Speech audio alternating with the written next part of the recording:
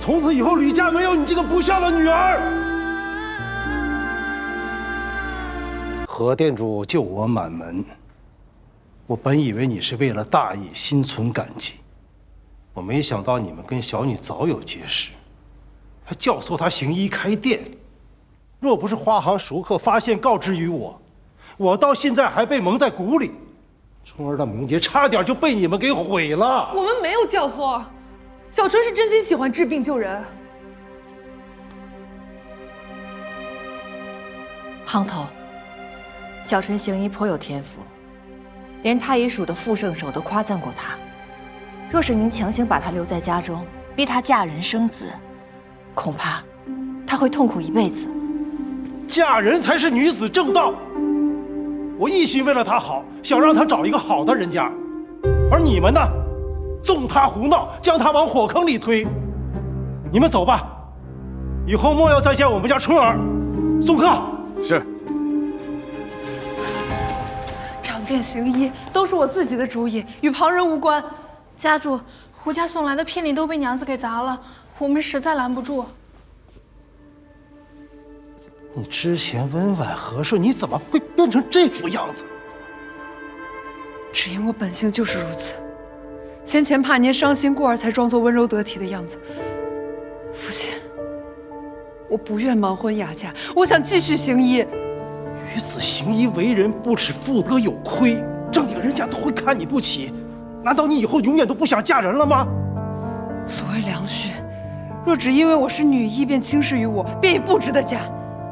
你是非不分，口出狂言，就你这副样子，若你母亲看见了，九泉之下也不会瞑目的。那女儿敢问父亲一句：是母亲不够贤良吗？她的福气在哪里？只因您一句抛头露面，有辱家风，她一生被困于内宅，郁郁而终。那你是怪我？您可知她真正的喜爱是什么？您可知她的理想抱负又是什么？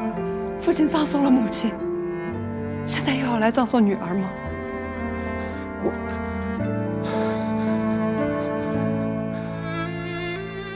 你爱花就可以此为业，难道只因小春是女子，便不能做自己喜爱的事吗？也太专制了吧！小春妙手仁心，花门中上下无人轻视她，经她治愈的病人更是对她敬重爱戴。我们行事隐瞒了您，确实不对。可是小春行医，并没有错。何店主，你离经叛道，你委身官宦为妾，我不能让我的女儿走你这条路啊！父亲，春儿，你现在长大了，你交了朋友，有了底气，便不需要这个家了吗？我最后问你一句，你是要留下来做我吕万荣的女儿，你还是要踏出这扇门，去追你所谓的医道？真不能两全吗？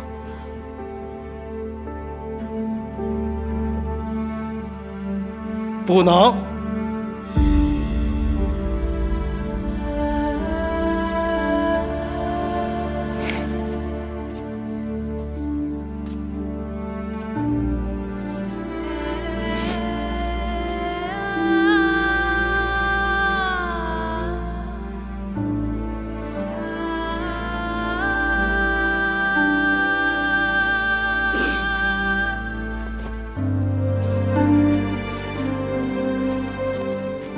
从此以后，吕家没有你这个不孝的女儿。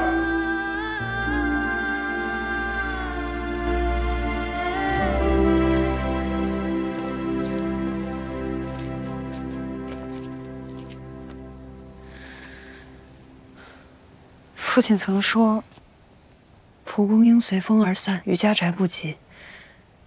只因我喜欢，还是中了。可他却不知道，我视此物为药，种它是为了等花落之后采根泡水，治他的喉痛肺痈。可如今一语成谶，果然离散。你父亲他是因为太在乎你了，才会如此固执。小春，这几日，你先到方圆去住，给你父亲一些时间，让他也好好的想一想。对，等旅行都气消了，咱们再回来。他舍不得不认你的。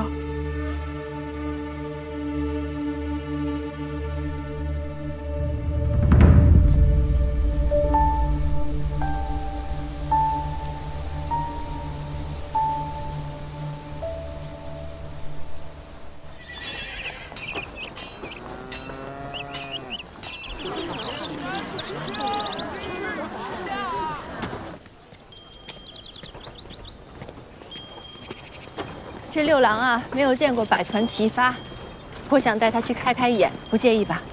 自然不会。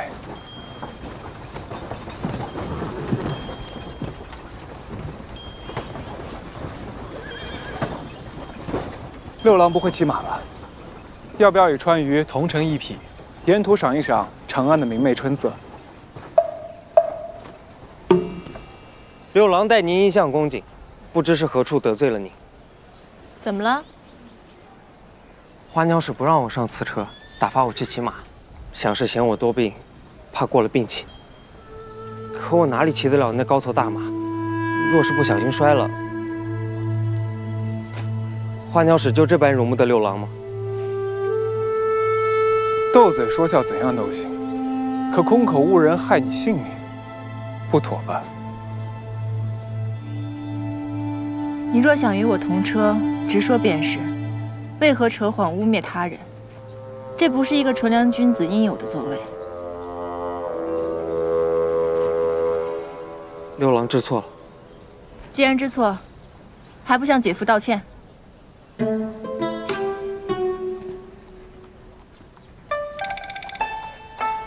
对不住，日后六郎不会再这般了。无妨。六郎今日还是不去码头了，姐姐和姐夫启程吧，别误了时辰。行了，既然答应了你，怎能言而无信呢？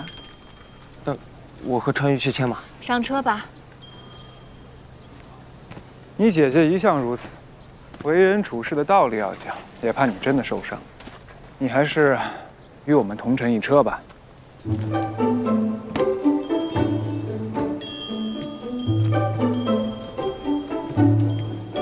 不用谢，做姐夫的理应如此。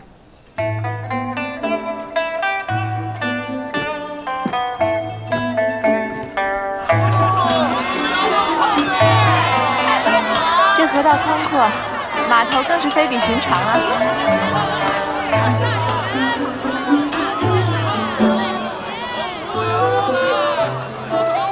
哎，六郎，你看，那有投壶迎雾的摊子，我们一起去玩吧。我臂力不足，定投不中，还是算了。啊，我明白了，川渝是卑微侍从，六郎是小夫人之弟，肯定不会愿意跟我们这种人一起玩的。并非如此，那就是愿意了。走吧。六郎，去玩吧，把东西给我。走吧，走。好好玩啊！